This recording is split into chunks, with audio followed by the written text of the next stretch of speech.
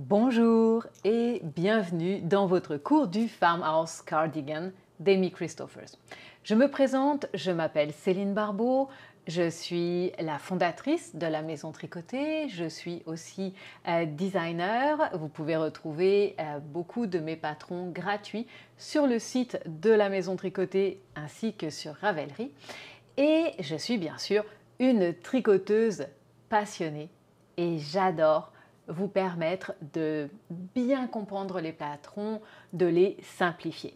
Donc, merci d'être avec moi dans cette aventure et on commence tout de suite.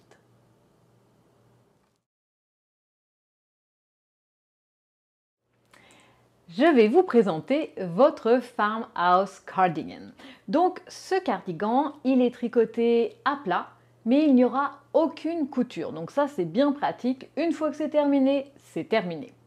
Très intéressant, nous allons le commencer par les manches. Et oui, on va tricoter les manches et quand nous allons arriver aux emmanchures, eh bien, on va venir les encastrer dans notre tricot. J'ai trouvé que c'était une excellente idée, surtout que personnellement, il m'arrive de m'arrêter dans mes tricots parce que j'ai pas envie de tricoter la deuxième manche et je commence un autre projet. Là, vous n'avez pas le choix, vous allez commencer par les deux manches. Ensuite, ce qui est intéressant, eh bien, c'est que c'est un cardigan qui va se commencer par le bas et on va venir tricoter au fur et à mesure et on terminera par des emmanchures en raglan avec les manches qui vont être faites ensemble. Il y a un travail avec les points. Donc, une partie, ça va être du jersey, donc comme vous voyez, comme mes manches par exemple. Mon dos, est-ce que mon dos est en jersey? Non, tout le reste. Les manches sont en jersey, mais tout le reste du corps est fait avec un point de côte brisée. C'est un point qui est très très simple.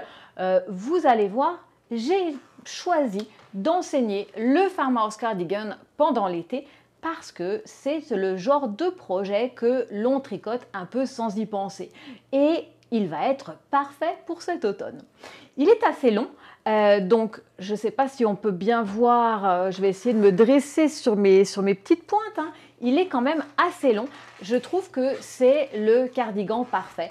Aussi bien pour travailler à la maison, au bureau, mais aussi pour le petit week-end de chalet. Il a un petit côté cardigan de grand-père qui est très chouette.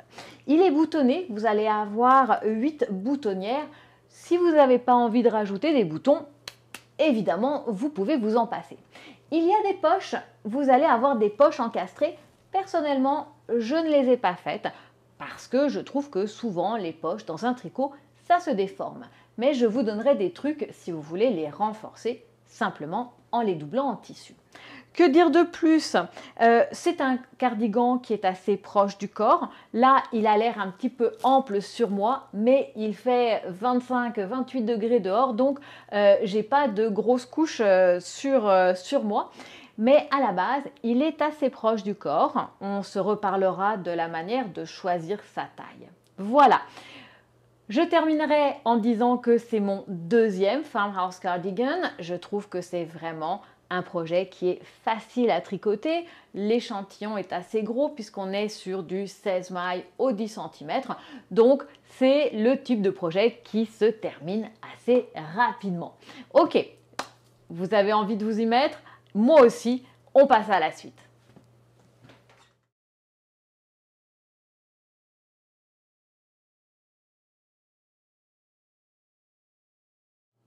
Nous allons voir maintenant le matériel pour tricoter le Farmhouse Cardigan. Alors, personnellement, le modèle que je vous ai présenté tantôt, il est tricoté avec la tweed de la Maison Tricotée. Donc, c'est notre laine au pois. C'est une 100% laine mérinos. La grosseur, qui est la grosseur recommandée, est une grosseur à rang. Donc, une laine qui va se tricoter avec une aiguille de 4,5 à 5,5 mm. J'aime beaucoup cette laine parce qu'elle a de la texture, parce que avec toutes les petites paillettes de couleur à l'intérieur, eh bien ça donne un très très beau résultat. Donc là, vous l'avez vu dans la couleur, c'est Knappa. Mais voilà, on l'a aussi dans beaucoup de couleurs. Ici, c'est la couleur, je pense, Dingle. Donc, je ne sais pas si on la voit de près comme ça, mais voilà, il y a plein de petites paillettes de couleurs et c'est vraiment très intéressant à tricoter avec. Qu'est-ce que je peux vous proposer comme choix différent? Alors, un petit choix qui est vraiment, on appelle ça budget friendly, donc qui est gentil pour le portefeuille et que j'aime bien, c'est la Ecological Wool de Cascade. C'est une laine qui est assez douce, même douce tout court, 100% laine péruvienne. C'est un 2 plis. Elle va peut-être faire un petit peu plus de mousse, hein, de petites mousses là, que la tweed, mais c'est vraiment une laine qui a un très très bon rapport qualité-prix, puis il y a beaucoup de couleurs. Donc la Ecological Wool, c'est des gros ballots, hein, puisqu'ils font 250 grammes et 437 mètres. Donc 250 grammes, 437 mètres, et ça se vend à peu près 35 $. Donc avec la plupart 2 à 3 écheveaux, normalement on fait la veste. Donc c'est très intéressant. Une autre option, une nouvelle laine qui est arrivée il n'y a pas très longtemps à la maison de tricoter, eh bien, c'est la Robinson de chez Dererom Natura. Alors, la Robinson, c'est un mélange de laine mérinos cardée et de coton recyclé, le tout teint avec des teintures végétales.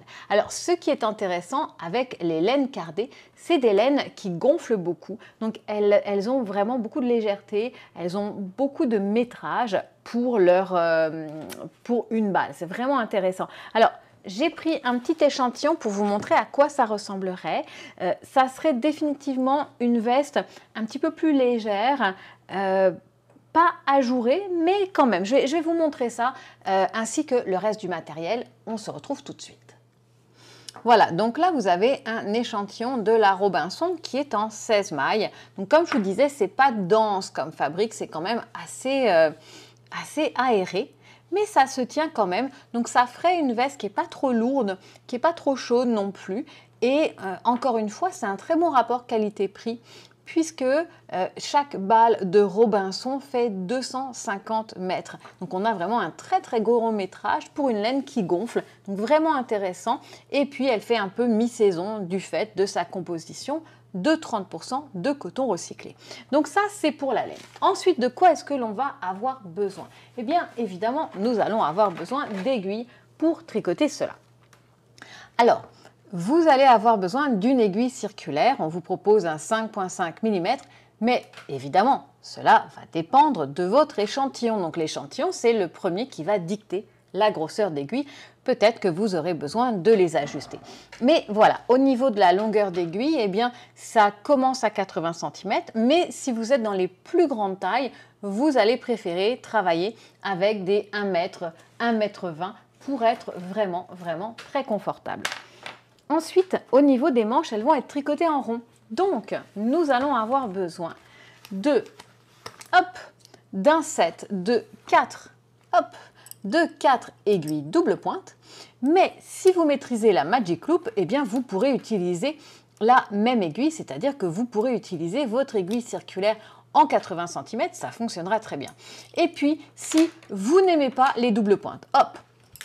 Et puis, si vous n'aimez pas travailler avec la Magic Loop, hop, vous pouvez bien sûr prendre une petite aiguille circulaire, les 23 cm, et ça sera parfait pour tricoter la plupart de la manche. Donc, vraiment, vous n'êtes pas bloqué à la Magic Loop ou avec les doubles pointes. Vous pouvez aussi prendre des 23 cm, sachant que nous allons utiliser une seule circonférence d'aiguille qui sont les 5,5 recommandés ou celles qui vous permettront d'obtenir l'échantillon.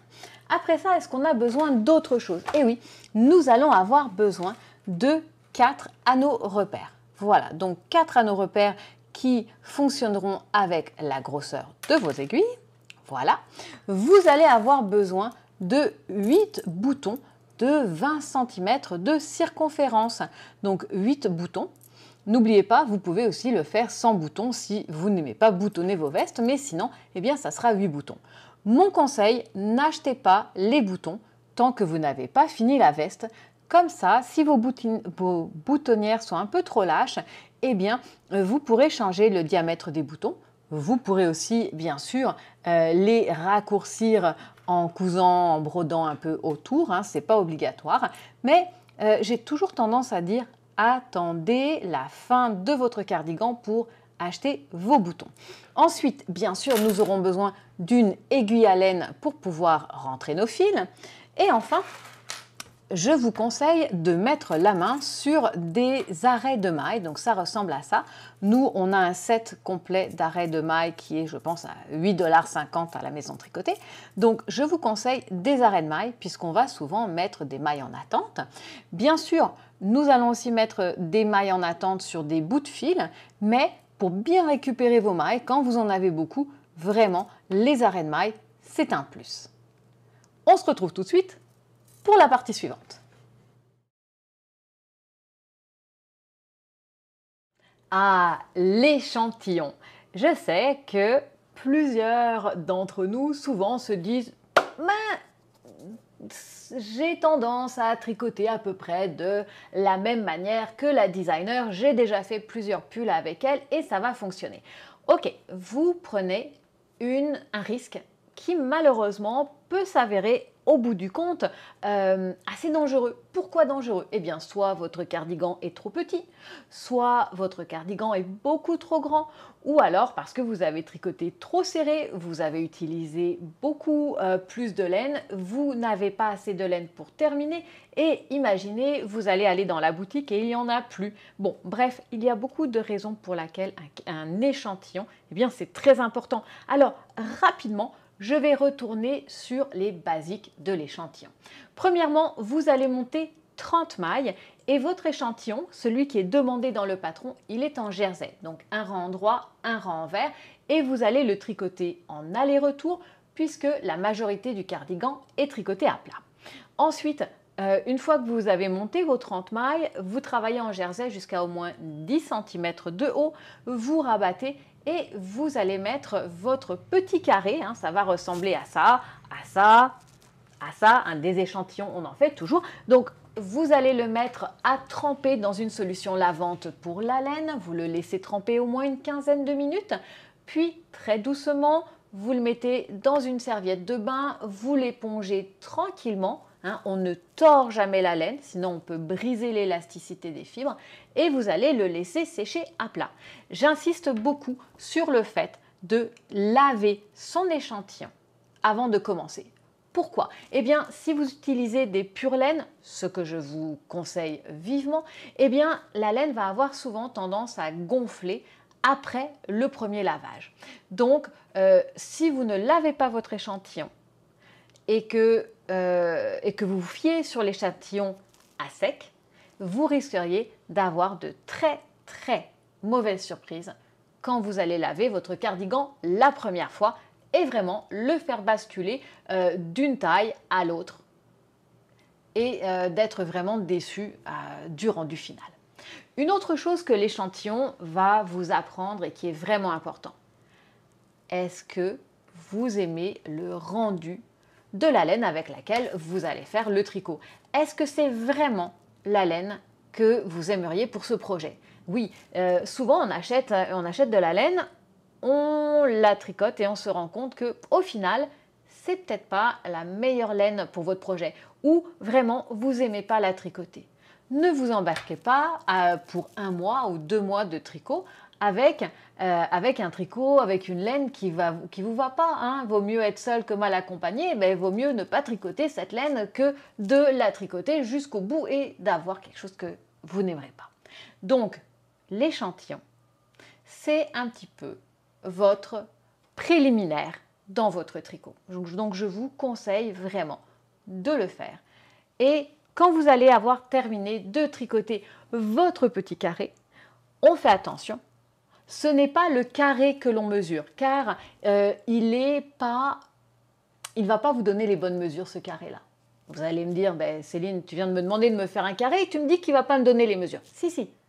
Ce que je veux, c'est que vous mesuriez votre échantillon au cœur, ici. D'accord? Pas la bordure, puisque la bordure va être un petit peu trop large, trop serrée, on s'en fiche, vous allez mesurer un carré de 5 cm sur 5 cm au cœur. Et c'est lui qui vous donnera les meilleures indications possibles. Voilà, donc vous êtes prêts, vous me tricotez cet échantillon et on va se voir pour la prochaine étape. Une chose, vous devez obtenir 16 mailles sur 24 rangs pour 10 cm. Donc 16 mailles en largeur et 24 rangs en hauteur. C'est vraiment important.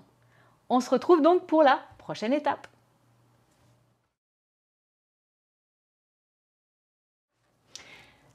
Le Farmhouse Cardigan vient dans exactement 6 tailles, d'accord? Donc de 36 pouces à 50 pouces, une fois que le cardigan est boutonné. Alors, qu'est-ce que ça veut dire une fois que le cardigan est boutonné? Ça veut dire que nos deux, oui, que je le mette correctement, nos deux pattes de boutonnière, elles vont se superposer, d'accord? Donc, ce qu'elle vous dit, c'est que quand je boutonne mon cardigan, hop, je vais avoir une circonférence entre 36 et 50 pouces. Et si ce n'est pas boutonné, eh bien, vous allez avoir une circonférence entre 38 pouces 1 quart à 52 pouces 1 quart. Alors, je prends laquelle de ces deux mesures? Je vous conseille bien sûr de prendre la circonférence une fois boutonnée. Amy nous dit, moi, sur la photo que vous voyez, j'ai une aisance positive de 2 pouces. Alors, on revient sur cette notion d'aisance pour bien choisir sa taille. L'aisance positive, eh bien, c'est la différence entre la circonférence de votre vêtement et la circonférence de votre buste au niveau du milieu de la poitrine, au niveau des mamelons. Donc, par exemple, si je fais 35 cm de tour de poitrine, je vais aller chercher une taille qui est avec 2 pouces à 4 pouces à peu près de plus que ce 35 pouces. Donc entre 37 pouces à 39 pouces de tour. Donc je vais regarder. Donc là, vous voyez, je vois qu'il y a deux tailles qui me conviendraient. Soit le 36 pouces, donc là, j'ai juste 1 pouce de différence, c'est peut-être pas assez. Et après, j'ai 38 pouces, et bien c'est parfait, ça coupe la poire en deux, c'est là où je vais aller me diriger. Donc, on garde en tête l'aisance positive, c'est la différence entre mon buste et la circonférence de mon vêtement. Et comme c'est positif, le vêtement, il est plus grand. Et on nous conseille d'aller sur une aisance positive entre 2 pouces et je rajouterai 4 pouces pour les personnes qui ont envie d'être un peu large, un peu souple dans vos vêtements. Donc, on se calcule le tour de poitrine, c'est pas mal. Si vous avez quelqu'un qui peut vous aider, comme ça, vous n'êtes pas comme ça en train de vous mesurer. Il vaut mieux avoir les épaules relâchées. Vous allez porter le sous-vêtement que vous avez l'habitude de porter, puis évidemment, on ne met pas un pull pour se mesurer, on va garder un vêtement qui est assez proche du corps. Vous mesurez donc votre tour de poitrine à son plus proéminent et vous allez rajouter entre 2 et 4 pouces à la mesure de votre tour de poitrine et vous allez ensuite choisir parmi les tailles qui vous sont proposées. On se retrouve tout de suite pour la prochaine étape. Nous commençons notre cardigan avec la doublure des poches. Et oui, puisque quand on va tricoter le corps du cardigan, eh bien, on va venir les rajouter à l'intérieur du corps. Alors ça va être très très simple, hein. On commence vraiment tout en douceur. Vous allez monter 17 mailles et vous allez tricoter en jersey une hauteur de 10 cm. Quand vous avez terminé par un rang envers, hein, donc j'ai mon fil ici au début de mon rang en droit, eh bien tout simplement vous allez couper le fil en vous laissant une quinzaine de centimètres et vous allez mettre les mailles en attente sur un petit arrêt de maille ou sur un bout de fil auxiliaire si vous avez envie. Vous allez en tricoter deux comme ça, donc deux petits carrés de 17 mailles et de 10 cm de haut. Vous voyez, c'est tout simple. on passe à l'étape suivante.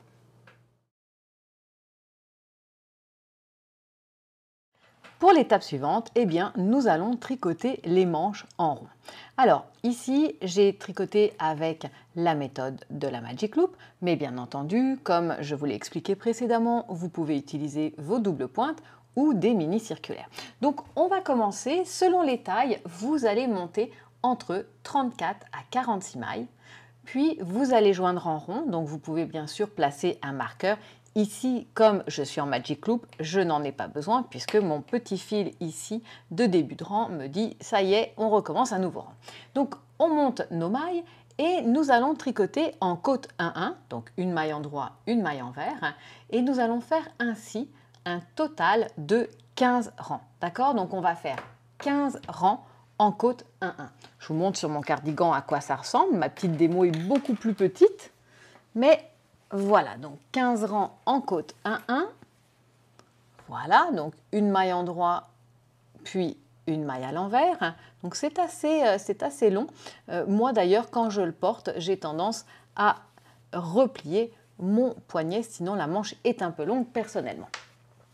Quand on a terminé les 15 rangs de côte 1-1, eh bien, nous allons continuer en jersey pour un total de 9 rangs. Donc, c'est pour toutes les tailles, d'accord? Pour toutes les tailles, 15 rangs de côte 1-1 et après 9 rangs de jersey en rond. Maintenant, nous allons faire un rang d'augmentation. Donc, ce rang d'augmentation, évidemment, c'est pour élargir la manche puisqu'elle commence ici au poignet, puis il faut qu'on l'élargisse jusqu'au biceps. Donc, à quoi ressemble ce rang d'augmentation? Nous allons utiliser des augmentations intercalaires pour faire ce rang. Alors, comment est-ce qu'on va faire ces augmentations intercalaires? C'est très simple. On va commencer en tricotant, hop, une maille à l'endroit.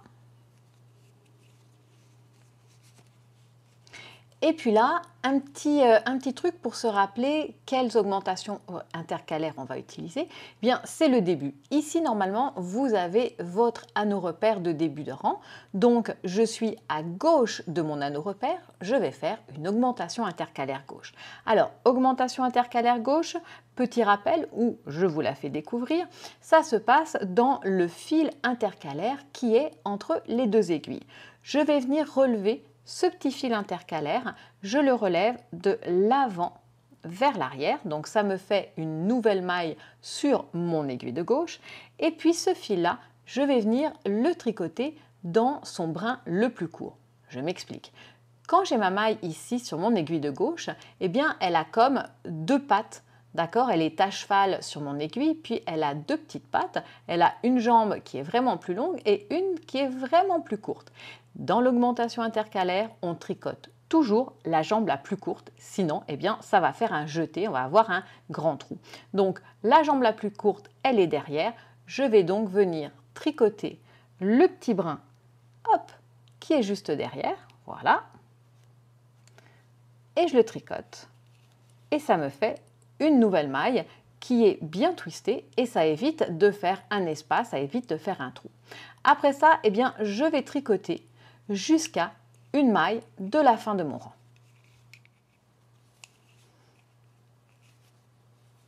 Voilà, donc je suis à une maille avant la fin de mon rang. Et cette fois-ci, eh bien, je vais faire une augmentation intercalaire droite. Il faut penser que mon anneau repère de début de rang est ici, donc je suis à droite de mon anneau repère, augmentation intercalaire droite. Alors, comment on va faire cette augmentation intercalaire droite? Je vais venir relever à nouveau le petit fil intercalaire en le prenant de l'arrière vers l'avant, donc intercalaire droite par derrière, hop, c'est le petit dé, droit, derrière, hop, je l'amène sur mon aiguille. Et là, eh bien, ma patte la plus courte, elle est devant. Donc, hop, je vais venir. Moi, je mets toujours de mon pouce. Je tire un peu pour me donner l'espace pour rentrer dans cette maille. Et je la tricote. Voilà. Et je finis mon rang. Donc, quand j'ai terminé mon rang d'augmentation, j'ai fait un total de 2 augmentations. Une au début, une maille après le début, une augmentation intercalaire gauche, et puis une maille avant la fin du rang avec une augmentation intercalaire droite. Donc à chaque fois, j'augmente de 2 mailles. Maintenant, il va y avoir un tempo pour ça. Alors, ce tempo, il va bien sûr différer selon nos mailles. Donc, on va regarder notre patron. Hop, on va regarder ça. Et puis, il va nous dire, eh bien, ce rang d'augmentation, vous allez le répéter entre tous les 6 à 14 rangs et vous allez le répéter 4 à 12 fois. Alors, je vais essayer de vous donner mes petits trucs pour préparer votre travail, pour ne pas vous poser trop de questions. Alors, comment se préparer une feuille de route pour être sûr de faire nos augmentations aux bons endroits? Alors, on va faire le premier rang d'augmentation et après on nous dit répéter ce rang d'augmentation tous les 6 à 14 rangs. Je vais prendre l'exemple, par exemple, tous les 6 rangs. Donc je dois répéter ce rang d'augmentation tous les 6 rangs pour un total de 12 fois. Alors, le premier rang d'augmentation, on va l'appeler le rang 1. Voilà. Ensuite, on sait que le prochain rang d'augmentation, il va avoir lieu 6 rangs plus tard. Donc, je vais faire ce rang d'augmentation au rang 7. Puis, le prochain, 6 rangs plus tard, donc 7 plus 6, le prochain aura lieu au rang 13.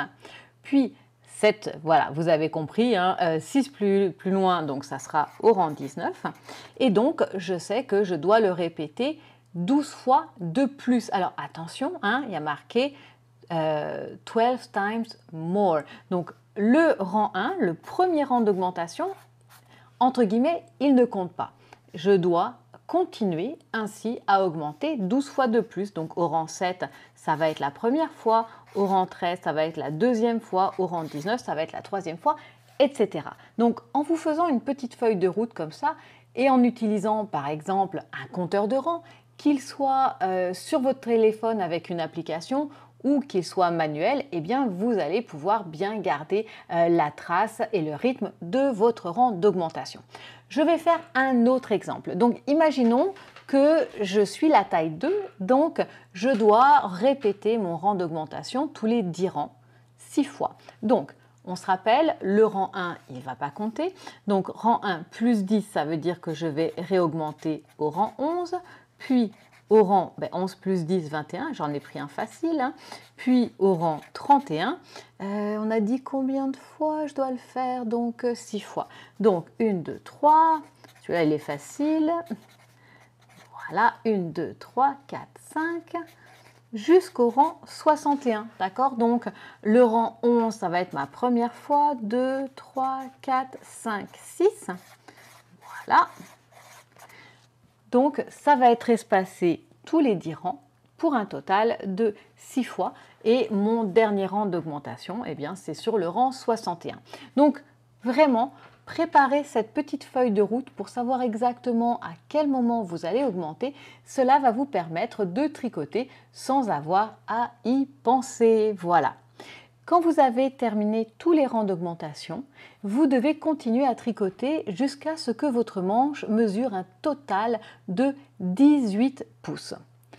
Et cela depuis le rang de montage. Donc attention, cela veut dire que votre manche, vous allez la mesurer à partir du moment où vous avez monté les mailles. Donc cela va inclure la bordure en côte 1-1. Quand vous avez vos 18 pouces, eh bien, nous allons mettre les mailles en attente, mais nous allons les mettre en attente en 3 parties. Donc, on va prendre la petite démonstration. On va prendre un arrêt de maille et on va prendre 2 bouts de fil auxiliaires qui sont à peu près de la même taille, voire même un peu plus gros que le fil que vous utilisez et une aiguille à laine. Alors, on commence. Elle nous dit, vous allez placer les 5 à 15 mailles, vous allez placer les 2 à 7 mailles de la fin de votre rang sur un arrêt de maille. Donc, je prends mon petit bout de laine, voilà, et puis là, voilà, on va dire que j'ai fini la longueur dont j'avais besoin. Avant ça, je vais couper mon fil en laissant entre 15 à 20 cm de longueur pour pouvoir le rentrer correctement. Et puis, vous voyez, la fin de mon rang, elle est ici. puisque j'ai mon fil. Donc on va placer, on va dire que je suis la deuxième taille. Je vais donc placer 3 mailles sur un petit bout de fil. Donc c'est les 3 dernières mailles de mon rang, c'est les 3 dernières mailles que j'ai tricotées. Donc je vais simplement passer mon aiguille avec mon bout de fil à l'intérieur. Voilà. Et puis je vais faire un petit nœud, histoire qu'elle ne prenne pas la poudre d'escampette. Ok. Après ça, eh bien, je prends un deuxième bout de fil. Et cette fois-ci, je vais placer les 3 à 8 mailles du début sur ce fil-là. Donc j'ai dit que je faisais la taille 2, donc je vais mettre 4 mailles en attente. Donc comme vous pouvez le voir, il n'y a pas le même nombre de mailles à la fin et au début. Il y a une maille de plus sur les mailles du début. Donc j'ai mis 3 mailles de la fin sur un fil et là je mets 4 mailles du début du rang. Ok, donc on regarde ce que je viens de faire. J'ai placé en attente 3 mailles à la fin de mon rang et 4 mailles au début de mon rang. Si vous êtes la dernière taille, vous placerez 7 mailles qui sont à la fin de votre rang et 8 mailles au début du rang. Donc attention, vous regardez bien, cela va dépendre de votre taille.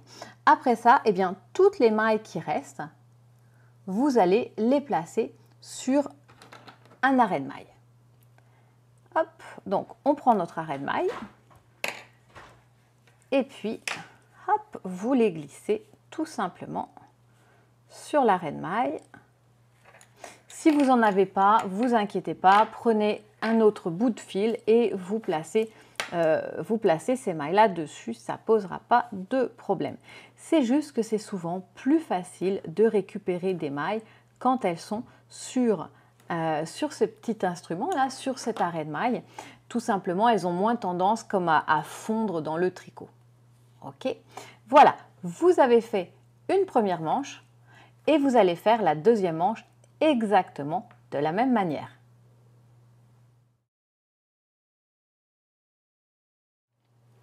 Le cours numéro 1 est terminé.